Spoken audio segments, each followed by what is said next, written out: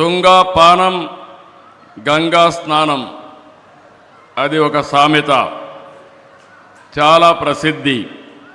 అంటే తాగడానికి ఎంతో స్వచ్ఛంగా తీయంగా అమృతంగా తుంగా నది ఉంటే బపుణ్య స్థానానికి అంటే బహుపుణ్యాలకి గంగ గొప్పదని అర్థం. తుంగ భద్ర విడివిడిగా జన్మించిన రెండు నదుల కలయిక తుంగభద్రగా మారి 3 రాష్ట్రాల్లో లక్షల మందికి జీవనోపాధి కల్పిస్తున్నాయంటే ఇది మన అదృష్టం అని చెప్పి కూడా నేను మీకు తెలియజేస్తున్నా. అలాంటి డ్యాముకి 19వ గేటు కొట్టుకొని పోతే ఇమ్మీడియట్గా ఆంధ్ర నుంచి మేము స్పందించడం, ఈనాటి ముఖ్యమంత్రి ఆనాడు ఇరిగేషన్ మంత్రిగా ఉండి చాలా చొరవ తీసుకుని ఇమ్మీడియట్గా స్పందించారు. వారిని మనస్ఫూర్తిగా అభినందిస్తున్నాను. ఇది 70 సంవత్సరాలు చరిత్ర కలిగిన ఒక ప్రాజెక్టు. ఈరోజు ఆ గేట్లు మార్చాం. ఈరోజు మనందరం గుర్తుపెట్టుకోవాల్సింది, ప్రాజెక్టులంటే ఆధునిక దేవాలయాలు, వాటిని మనం పరిరక్షించుకోవాలి. అప్పుడే భవిష్యత్తు ఉంటుంది. ప్రాజెక్ట్ నిర్వహణ బాగుంటేనే భవిష్యత్ తరాలకు భరోసా ఉంటుంది. నీటి విలువ తెలిసిన వ్యక్తిగా మొట్టమొదటి దీనికి ప్రాధాన్యత ఇస్తున్నాం. కర్ణాటకతో కలిసి 50 కోట్ల రూపాయల అంచనాతో పనులు ప్రారంభించాం. 42 కోట్లు ఖర్చు పెట్టాం.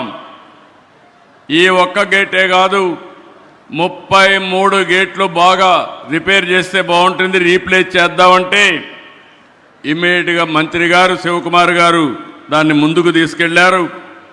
ఈరోజు 6 నెలల్లో 33 గేట్లే కాకుండా మళ్ళీ శోభ వచ్చే విధంగా ఈరోజు తుంగభద్ర డ్యామ్ తయారు చేశారంటే దీనికి మనస్ఫూర్తిగా అందరినీ అభినందిస్తున్నా, ధన్యవాదాలు తెలియజేసుకుంటున్నాను. నాకు ఈరోజు ఒక సంఘటన జ్ఞాపకం వస్తూ ఉంది. 1983లో ఆ రోజు మే నెలలో 4 ముఖ్యమంత్రులు ప్రధానమంత్రి కలిసి తమిళనాడుకు ఒక్కొక్క రాష్ట్రం 5 టీఎంసీ నీళ్లు ఇవ్వాలని నిర్ణయం చేశాం. ఆ రోజు ఎన్టీ రామారావు గారు ఆధ్వర్యంలో చేశారు.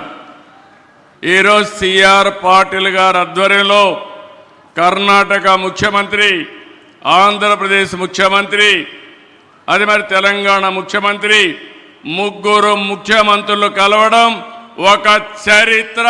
ఈ చరిత్ర ఈ రాష్ట్రాల భవిష్యత్తుకి నాంది అవుతుంది.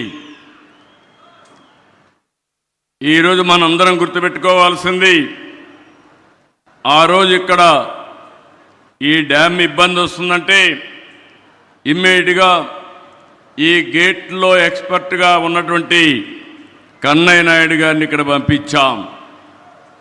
ఈ ప్రాజెక్టుకు ఒక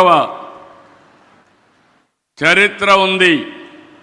రాయలసీమ కరువు సీమ, ఇంకో పక్క ఎడారిగా మారిపోయే పరిస్థితి. 70 సంవత్సరాలుగా కడప, కర్నూలు, అనంతపురం జిల్లాలకి త్రాగునీరు